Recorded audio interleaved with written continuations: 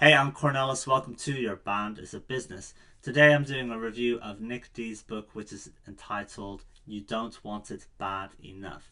Now, in case you don't know who Nic D is a rapper who has more than 1 billion streams to his name. He runs a media company, he has some podcasts, and he lives on a big farm. So he has made it.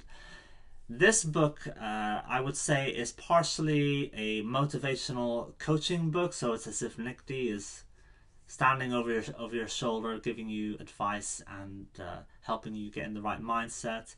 It is, it's a psychology book in a way. It is a book that tells you about how Nic D got to where he is today. So his story, his come up, as it were, and it also has some more practical advice about how to go about being an independent musician. I wouldn't say it goes into very specific detail, so you won't find anything about, oh, you should post at this time on TikTok or use this video editing software. But I would not expect that, because that kind of information is just going to be out of date within 6 months or a year. Who knows? TikTok might be banned in several countries this time next year, so that kind of advice would be pointless. So it's more, he speaks more in generalities. Now, the book is just over 100 pages in length. The font size is, I would say, medium, and it took me maybe half an hour to 45 minutes to read. I can't quite remember because I was on my phone occasionally and taking notes and things like that. But it didn't take me too long to read. Now, when it comes to information products, whether it's books or video courses or anything like that, it is a natural human tendency to look at the size, right? Oh, more pages, it must be more valuable. The video course is 10 1 hour videos, then it must be more valuable than the 1 half-hour video course.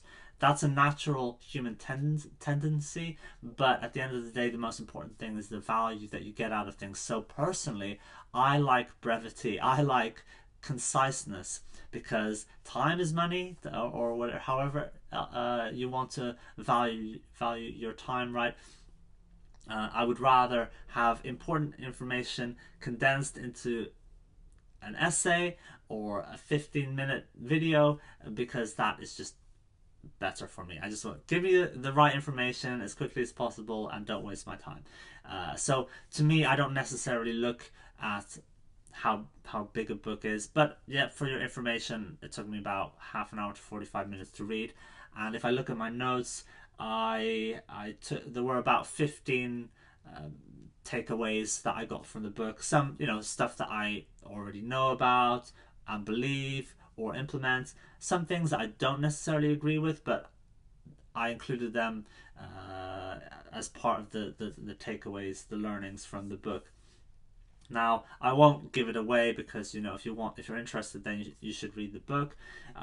One thing that stood out, though, is that he says you should have the mindset of a small business owner, and that's what this channel is about, right? So that resonated with me. Some things did not resonate with me. So, for example, and he's spoken about this on his YouTube channel. He sometimes, or often now, thinks of a content idea before he actually writes and records a song.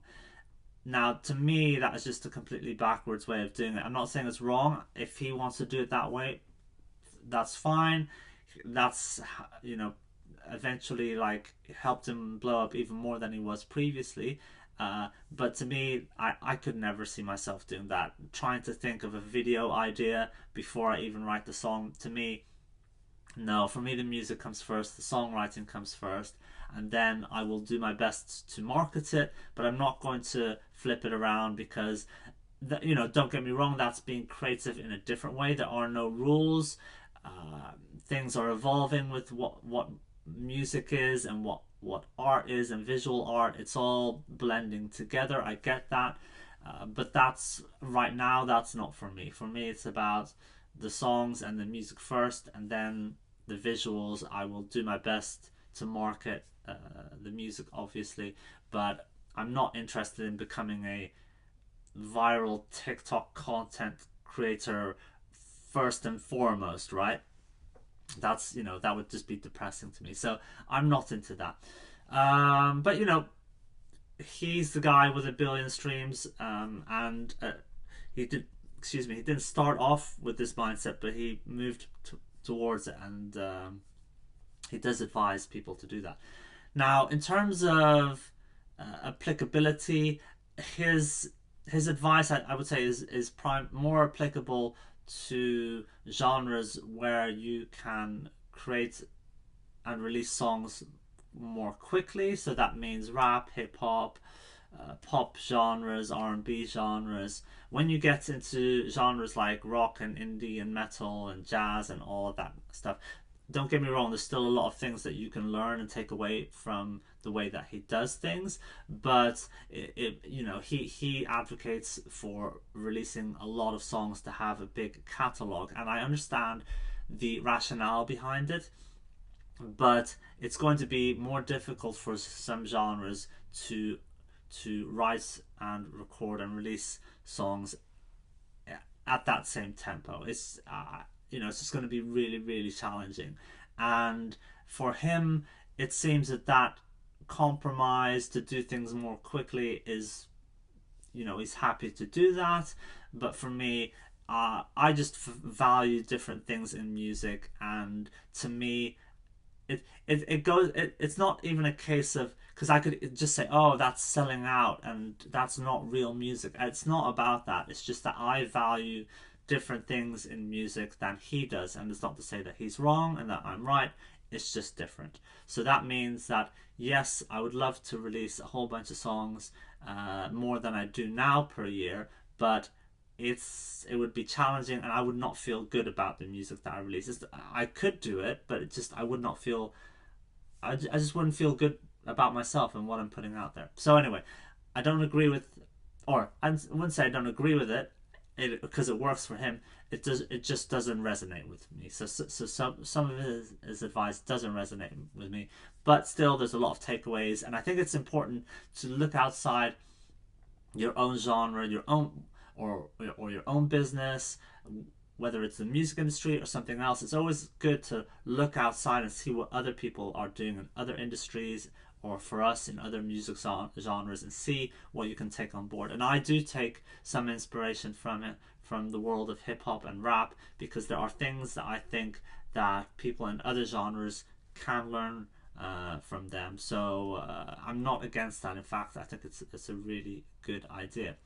Now, when you purchase this book, you get the PDF, you get an audio book version, so Nic D reads out the book for you, as well as that there is an hour-long private video on YouTube where he discusses the book with a friend of his, so they go off on some tangents and discuss some things in from a different perspective and a different kind of detail. So there's a back and forth with his friend who can ask questions and stuff like that. So that is some extra value that you get out of it.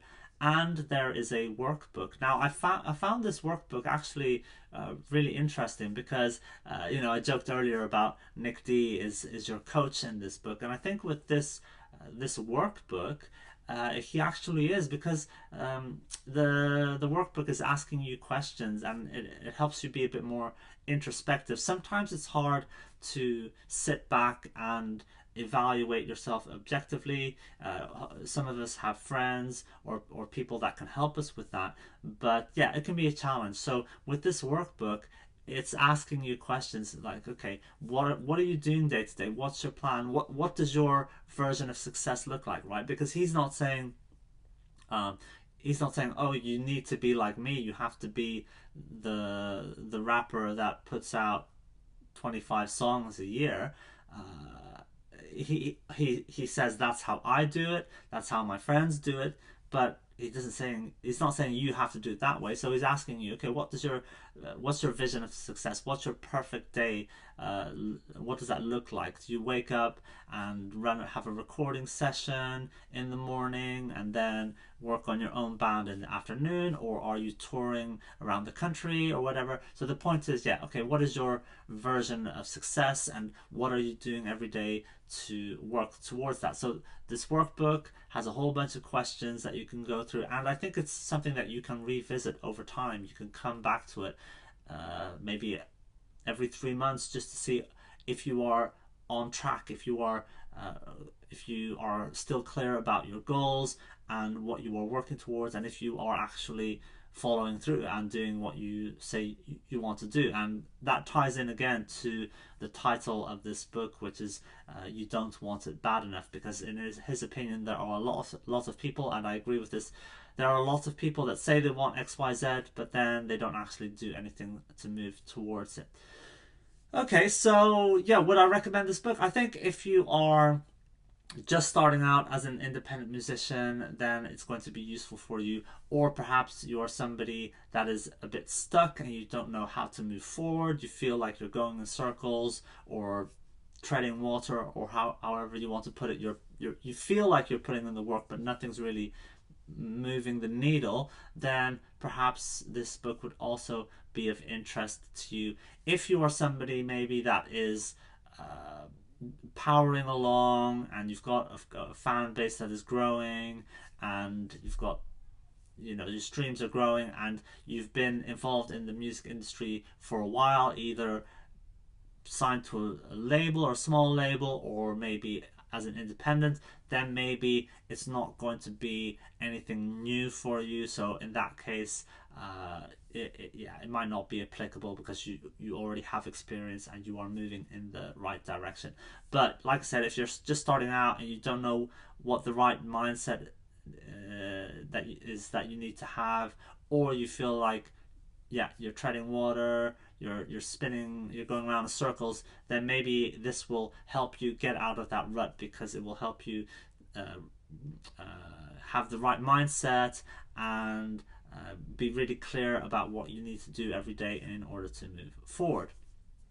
Okay, so I will leave a link to the website where you can buy this book below in the comments or in the description of this video. I won't receive any money. There's no affiliate link, nothing like that. But I think it's just fair, you know, if I'm going to review this book, then I should leave a link to it below. Okay, that's it for today. If you have read this book, let me know in the comments what you thought of it, and let me know if there's anything else that you would like me to review, you know, a book or a course, and I might be able to check it out. There are some other courses and how do you say it, private membership groups and all that kind of stuff that I will be reviewing over the coming weeks. So keep an eye on that, and I'll speak to you guys next time.